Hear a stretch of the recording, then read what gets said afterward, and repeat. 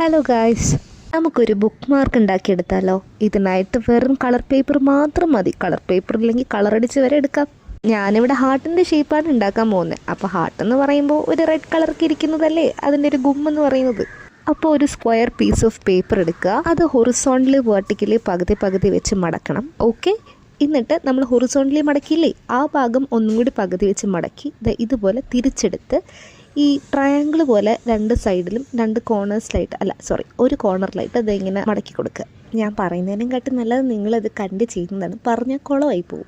ഒന്നുമില്ലാതെ ഈ കാണുന്ന പോലെ അങ്ങ് മടക്കി കൊടുത്താൽ മതി. നമുക്ക് ആ മടക്ക് കിട്ടിക്കഴിഞ്ഞാൽ, നമ്മുടെ ആ മടക്കിൻ്റെ ക്രീസ് കിട്ടിക്കഴിഞ്ഞാൽ പിന്നെ ആ ഫ്ലോയിൽ അങ്ങ് മടങ്ങി വന്നോളൂ.